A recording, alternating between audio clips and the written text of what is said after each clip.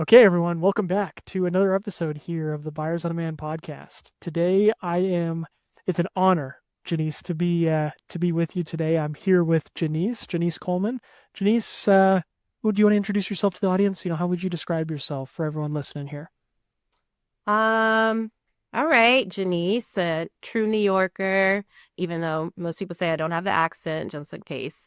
Um, Yankee fan, Giants fan, lover of all things business, entrepreneurship, very ambitious, somebody who um likes a bar or an occasion to rise to. So I'm always trying to find the next thing that I can strive for or, how to be better, whether that's personally, professionally.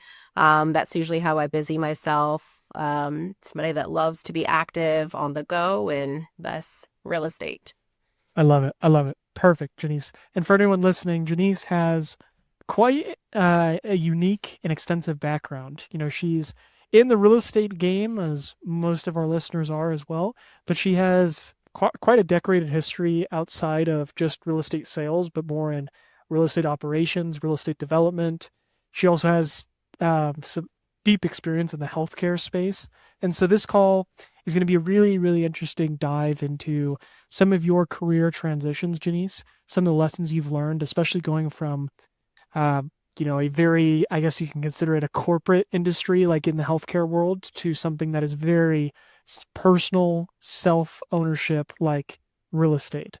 And for anyone listening that is new to this podcast, this is the Buyers on Demand podcast. We talk to new and mid career agents about their marketing strategies, lessons they've learned, and that can be anything regarding marketing, sales, personal development. This is a podcast where we share everything that we've learned so that all the realtors listening can grow together. With that being said, Janice, if you want to start us off, can you take us through?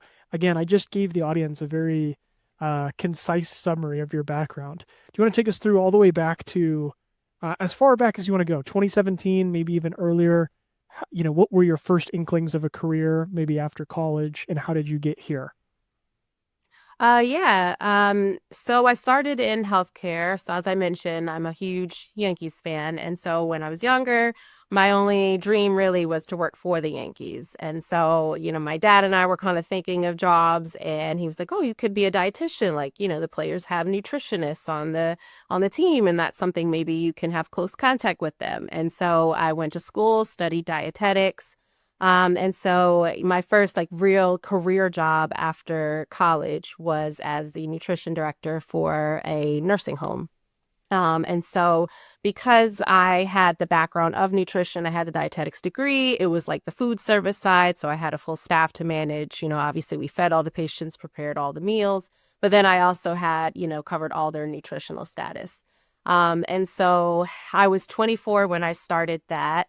Um, and I probably supervised maybe like 10 to 15 staff members, all older than me. So it was a new experience. 24 is not super young, but it's also not, where you're older and you have a lot more skin in the game and you're comfortable leading people. So that was an adjustment, but I kind of caught on pretty quickly. And then I did that for a while. I'd say maybe about 8 years or so. I was leading there, maybe a little bit less. Around COVID time, I switched roles and I started working as an infection preventionist, and then COVID hit. And so, it got crazy there, especially in the skilled nursing sector. So that took up a lot of my time. I was managing COVID units. I was responsible for all the testing, all the reporting, everything that came with that.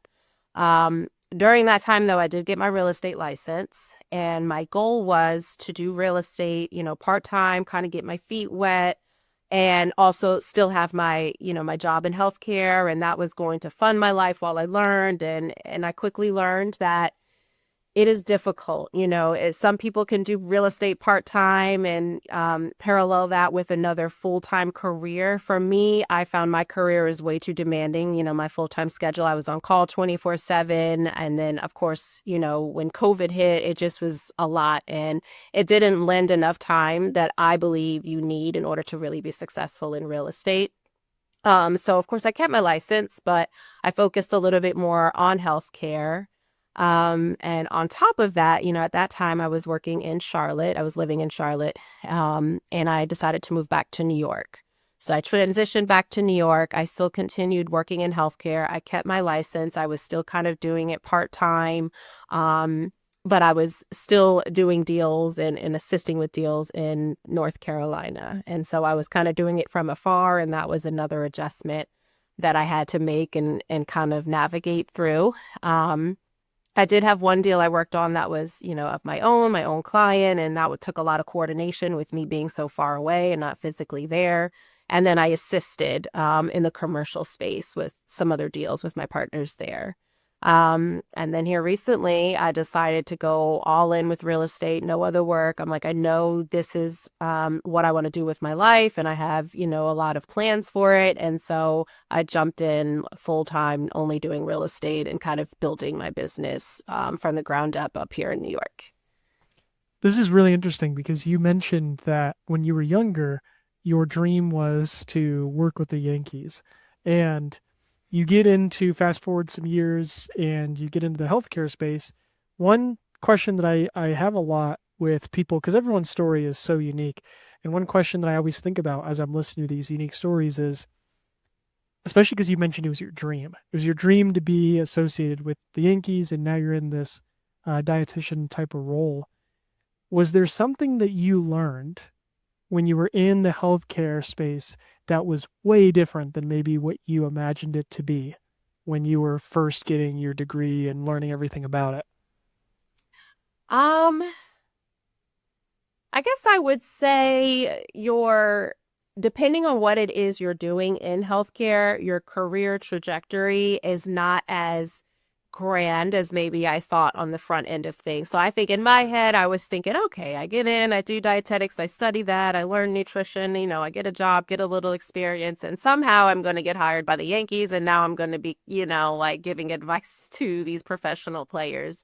But depending on where you get in, what type of role you're actually doing within the healthcare sector, I realized that there's not room for much growth. And for me, that was important. So I think I love the Yankees. I wanted to work with them. But for me, from a young kid, I just expected a lot of myself. I never wanted to do anything regular. And I say that with, Grace, no offense, because everyone has a different idea of what's regular, what's grand, but for me, I always wanted to aim very, very high in things that felt good to me, or, whatever caught my interest. And so I didn't want to do just a typical role in the healthcare space. I wanted to do something where I could grow into it, where I could advance, where I could, eventually be doing bigger things. And I just realized that there wasn't really a lane for me there once I kind of got into it. Sure.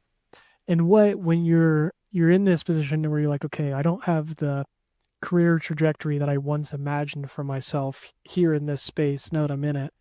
What made you think, because I'm sure you probably went through a period of time where you're looking at different avenues of, different options to go down.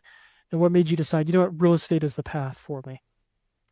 Um, it's weird, I think at that time, my answer based on how I came to the decision now would be a little different, but I think at that time, um, I really just had a love of homes. Like on my free time, I like to drive and look at neighborhoods. I'm very imaginative. I've always been somebody that lives in my head, and I'm always creating these stories with these different homes that I'm seeing. And so for me, it was like, oh, that's a nice pairing of, you love looking at homes, you get some evokes type of emotion just from seeing them or imagining a life there. You can help other people do the same thing as they're looking for it. And then I think also because I was on call 24/7, it was very like structured what I had to do every single day.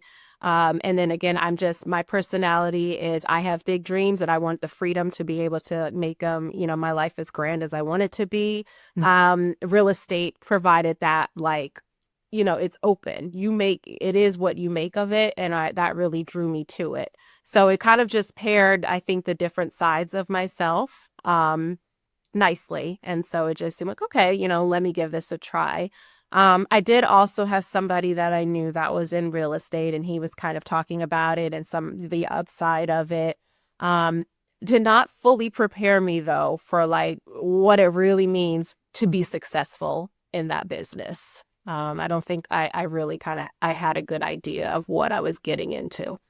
Which I love that you're sharing this in your story. It's so unique because you always hear the unfortunately like with social media, you always hear the highlights, you always hear the success stories. You never Yes. especially when it comes to entrepreneurship too, where people are like, if I fail, that means I have to go back to previous job. And I love that your story you mentioned like, okay, so I was in the healthcare space. I did real estate part time, but I was never at that time. I didn't know kind of what you were describing, what it truly meant to be successful in this space, and so I crawled back to healthcare. I love that you added that story because it's so relatable for a lot of people that not everyone can immediately quits their job and then year one figures everything out. Sometimes it takes a little bit longer. And so I'm curious to hear more about that if you don't mind sharing. Obviously, share to your heart's content here. But when you bring on this real estate part-time endeavor for you, what did you start to realize when you were doing full-time job, part-time real estate, and now you're like, "Oh, wait, this isn't maybe the right type of flow that I was imagining." Yeah, so I think there were a few different things that come to mind that I can kind of think back to that time and how I was feeling. On the one side of things, it was definitely timing. You need the time to put into real estate. Like you said, it's not something where, well, for some people, there are always outliers, but for a lot of agents, you're not going to get in your first couple of months and boom, a deal is just going to hit you and it's $1 million and you make this sale and now you got a little money and you're able to reinvest it. That's not usually how it goes. It really takes time, like every single day, consistent work. You're spending time, connecting with people. You're spending time learning because, the most valuable thing you bring to a deal is information, is knowledge, is your expertise. If you don't take the time to learn for yourself and make sure you're able to communicate that in a way to people that they find valuable, you're not really going to get anywhere. So you have to invest in learning yourself, figuring out the best way to communicate on top of marketing yourself and figuring out, okay, what are my avenues? There's social media, there's Zillow, there's, YouTube, there's going to networking events, there's my sphere of influence. Like what is going to be your lane that you're going to use to try to get more business? So you need time for that. And so for me, with my responsibilities, leading a whole department and then leading, COVID units and all of that, it just didn't lend me the time or the mental capacity, to be quite honest, to really devote to real estate. And so I realized I'm like, okay, this is not really at least for me, everyone is different and some people can maybe they don't require as much time to devote to figure it out. But for me, the way my brain works, I need a clear path. I need to fully understand stuff before I can comfortably explain it to somebody else. And I just didn't have the time for that. Well, The other especially thing, go ahead. oh yeah. Um okay, yeah, thank you. You mentioned too, like just to give yourself a little bit more grace too, you mentioned you also were transitioning between Charlotte and New York during this time, I believe, so I can imagine Yeah. you just being completely overwhelmed with so many decisions, to make. Exactly. Yeah, I would and I wouldn't advise to do everything all at once, but I am also a person that's like if something's in your head, sometimes just do it. Even if it doesn't quite make sense, just go at it, full force. And it eventually the pieces, they'll fall into place. But you got to be ready for that journey until they do. That's the thing, but go for it. But yeah, it was a lot of different moving pieces I had going on kind of at one time. Um, but the other thing I was going to say is just kind of knowing yourself, like I think though I was managing people, though I I had departments and all of that, I was a very, very shy person. I'm more of an introvert. I still am an introvert, but I had to learn how to have a voice. Like I had to learn how to be comfortable with myself, who I am, in order to show up confidently for someone else. Because even if I think I know the information, even if I think I'm like, hey, I know why this home is great for you, or I was doing commercial real estate, I know why this, building would be perfect for your business. If I can't confidently show up and explain that to someone, it's just not going to work. And I realized that I don't think I had the confidence to back, myself at that particular time in order to show up properly for other people. And so that was kind of doing myself a disservice in the business. I love that you mentioned being introverted. My background, I have a lot of experience in sales. Um, this my ninth year now in the sales world, and I've always considered myself to be more introverted. And people, when you say that, it's kind of like an oxymoron. It's like why? Same with you, right? As a realtor, it's like it's funny. Like why are you in a career where you're talking to people all day if you're introverted? But for me, like I find that it adds to, not to make everything about sales, but it adds to the um, relationship building with these prospects. I'm sure you feel the same way. Where for me, it's so many people are so used to someone calling you on the phone and they're all hyper pitched, maybe more aggressive, very energetic, go go go.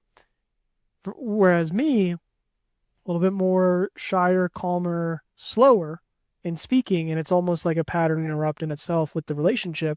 And I could see the same thing with, in a real estate setting where you talking to clients and whatnot and giving them more unfiltered, maybe raw, honest, and slower type of feedback as compared to someone, like the best way I could describe this is the newer realtor who like is desperate for a sale, and so they're very energetic, very aggressive, very fast paced, whereas that might not blend with our types of personalities. So I love that you mentioned that. I'm curious if you found that your introvertedness has been more of a gift in this new real estate world than maybe you would have previously expected.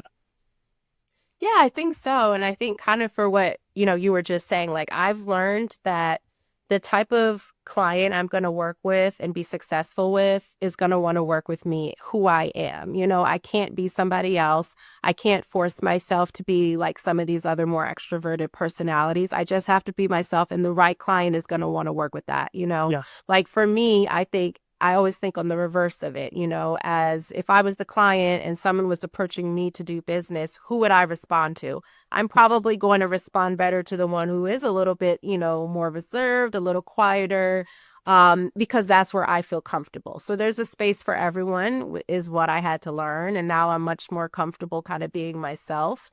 But, with that, I will say I also always tell myself, like, we do not operate from a place of fear. So though I am introverted, though I don't really feel comfortable, even doing things like this podcast episode, like this is not my natural comfort zone, but I refuse to be somebody that lets like any type of fear hold me back. So I just have to push through it, because there are goals that I want to achieve, there's things I want to be able to do in my life, and dreams I want to be able to reach. And so it's on the other side of my own limitations I set for myself. So, it's a balance of being myself, figuring out a space to be comfortable as an introvert, and knowing that the right type of client, they're out there and they're going to want to work with me as I am, and, the type of energy that I bring to the table, but also pushing myself to not stay in my shell and be so afraid that I don't ever approach anyone or talk. So I kind of try to balance both sides. And I'm glad that you are able to step out of that shell. It's very inspiring for people listening. It's actually not the first time I've heard that from another guest saying like, "Hey, this is actually not my norm." It's a very unnatural experience for me, but there's a lot to be learned from that when you're listening, because that is also the nature of real estate. You are going from, especially in your corporate life, you're going from more stability, structured schedule, maybe 9 to 5, I imagine. I mean, you tell me, but you go from that to now all of a sudden in real estate, you set your own time, you set your own hours, you go and find the business that you generate. That is an extremely uncomfortable position. And when you're talking about fear, most people don't jump into that because of the fear, especially when you look at stats these days where you see that like what is it now? Like 70% of first time realtors or something don't close a deal in their first year or whatever the case. You see all these stats. And so you saying like I'm not going to let fear stop me, I think is very inspiring for a lot of folks that are listening to this episode, because a lot of people too, they might gravitate to a show like this and say, I'm thinking about getting into this industry, but I have some hesitations. So I love that you shared that. I'm, yeah, go ahead. No, I was just gonna say, to kind of piggyback on that. Yeah, I'm a reader. I love to read, and so I read a lot of books. Some just to free my mind, but others just to to grow and to learn. And what I've learned from reading a lot of books from entrepreneurs or anyone who's been successful at something they set their mind onto, most of them all said they had a ton of fear. Like I've never really read anything or listened to someone's story and their journey where they're like, yeah, I just knew I was going to do it and I was Yeah. going to be this. And I had no, most people were so afraid, even like public speakers, they're so nervous before they go on, but they do it anyway. And so Yeah. that's what I'm like, I think I've been waiting for a moment where I don't feel the fear, I don't feel the anxiousness or the nerves, but that doesn't really come. You do feel it and you do it anyway. I love it. I love it. In the same vein of lessons you've learned in the personal development world, are there any key lessons you've learned? Now you mentioned you went back and forth between the part-time, full-time. Now you're full-time in the real estate business. Are there any key lessons that you've learned up until this point with your journey with real estate? I know that you mentioned prior to these questions being thrown at you, you mentioned you didn't know at the time, talking about like COVID era, what it took to be successful in this type of space. I'm curious to hear some of the lessons you've learned, what it means to be successful in this space in your current mindset today. Yeah, so I mean the I can't stress enough, having enough time to really devote to it because there are a lot of components that you need in order to just generate the business and get a system for yourself. It's very important to have a system. Personally, I think you need to know like, what is your brand? Everyone's brand is different, but who are you? I think that's step number one. You need to know who am I? Like, how do I want to show up for people? How do I want to show up for myself? What is my why? Why is it that I'm doing this? And from there, you start to figure out, okay, how do I want to market to people? What is it that I am trying to tell people about what I'm doing? Because it's more than just, hey, let me sell you a house or let me sell you this, retail space or whatever sector you're in. There has to be a reason. There has to be some kind of story you're trying to tell. And so you need to figure out, okay, what is that? Take the time to do that. And then create a system around that. What's the best way for me to achieve that? So having the time and the mental capacity to do that is so important. Um, but I would definitely say you need to love it. Like you need to really want to do this. I think, I don't know many people who is like, I don't want to make money. I don't really care at all about if I'm paying my bills or, if I have money to travel. We all want to make money, but there needs to be something else besides that. You need to really, really love it on a deeper level because it really will like stretch you. Personally, me, I'm not married, so I don't have a second income. I don't have somebody else that's supporting me. It's just me, making this happen and still making sure I'm able to afford to live. But until you really build up business and you're putting in that like sweat equity on the front end to get things going, it's rough, it is a little bit rough. And if you don't have somebody else to help support you, you still got to figure out how to pay your bills and have gas to drive around and show, houses and meet clients or maybe pay a little for leads or, whatever it is Sure. that you're doing or marketing. So you need to love it because you're going to go through all of those things. You're going to have to spend money, you're going to have to go to events and you're going to have to invest in some type of knowledge. You're going to have to pay to join, the brokerage you're with, depending on whatever their, the fees are. It's going to take something. So you really do need to love it. And I think I knew I liked it, but I didn't know I loved it. And now I have it Mm. attached to, like future plans beyond just selling a house to somebody. I have other aspirations with real estate. And that's one of the things I love about it. There's so many different avenues you can take. It can take you really far. Um, and so, because of that, now I really know I love it. And so there's nothing else that's going to deter me from, being successful in this. I really think the greatest limitation you have is yourself. But once like you have your mind kind of under control and you know why you're doing things and you can refer back to that when things are slow and when you're not seeing any calls come in or you're doing all the work and it's getting you nowhere and you're looking and it's 3 months and everyone else around you is closing deals and you have nothing to talk about when you're in those moments and you can still say, no, I know why I'm doing this. I still got to go at it. Okay, all right, this didn't work. What am I going to do now? If you don't have that love, you're going to fall apart in those moments. So it's really important for you to be able to attach what you're doing to a why and make sure that you actually, love this business beyond just the fact that you can make, really good money doing it, because you won't until you do all of those things to get there. You mentioned two things that I'd love to double down on. You mentioned figuring out who you are and building systems around that as well. Can you give us some examples of like what you've discovered with yourself, your brand, what stories you want to tell about yourself, and also what systems you use in your day to day that have really helped you? So, like I'm a Virgo, I'm very like type A. I like things like if there's a bunch of chaos, it's like my brain can't process it. So, that's part of how I want to show it for people. It sounds maybe a little bit weird, but like I appreciate information coming at me, especially when you're considering something as big as the purchase of your future home and your life and, all the years and memories that you might spend in this particular place. Or it's not, a home and you're thinking of an investment and, you're trying to build a legacy for your family and you want to make the right decisions on whatever, property or, acquisition you're going after, or even in the commercial space with like, retail spaces. Whatever it is, I feel like a nice organized approach is helpful, so you can really clearly see, okay, I need to start here. I need to do these things. I need this information in order to get there, a clear path. So for me, that's one of the ways I like to show up. I like to be able to, say, hey, this is an organized person. She has some level of structure to what she does. There are steps and she's reinforcing those for me. So I have a clear idea of what I need to do as the buyer or as the seller so that I can be successful in what it is that I'm trying to achieve as well.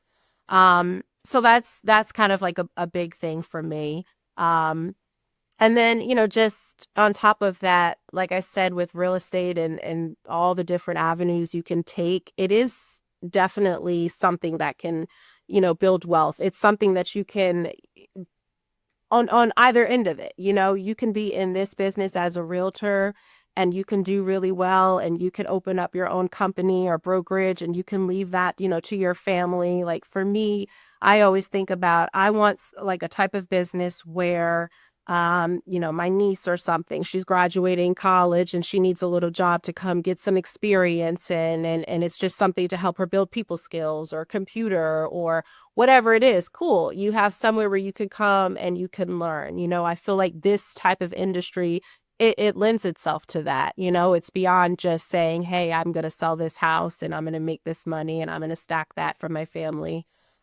So it's like showing people all the different things that you can do with real estate, all the different ways that it can impact your life and it can impact your family's life. And if you have kids and if you have nieces and whatever it is, you can leave a legacy for them.